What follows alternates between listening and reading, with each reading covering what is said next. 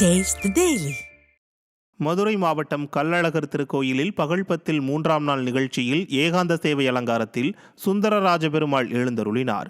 கள்ளழகர் திருக்கோயிலில் மார்கழி மாத வைகுண்ட ஏகாதசி விழாவை முன்னிட்டு பகல்பத்தில் 3ஆம் நிகழ்ச்சி வெகு விமர்சையாக நடைபெற்றது. இதில் உற்சவர் சுந்தரராஜ பெருமாள் தீவட்டி பரிவாரங்களுடன் புறப்பாடாகி கருடாழ்வார் சன்னதி முன்பு உள்ள மண்டபத்தில் ஏகாந்த சேவை அலங்காரத்தில் எழுந்தருளினார். இதில் ஏராளமான பக்தர்கள் பங்கேற்று சுவாமி தரிசனம் செய்தனர். மேலும் கோயில் முன்பு உள்ள திருக்கல்யாண மண்டபத்தில் மார்கழி இசை சங்கமம், பக்தி இன்னிசை மற்றும் நாட்டிய நிகழ்ச்சிகள் நடைபெற்றது.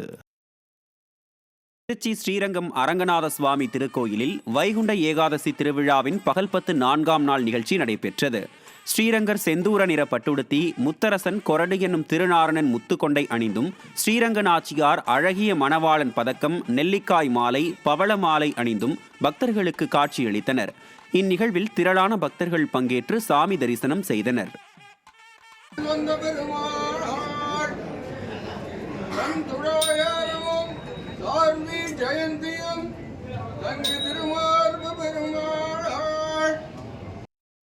மயிலாடுதுறை மாவட்டம் திரு இந்தலூரில் உள்ள ஸ்ரீ பரிமள ரங்கநாதர் கோவிலில் வைகுண்ட ஏகாதசி விழாவை முன்னிட்டு பகல் 10 நிகழ்ச்சி நடைபெற்றது.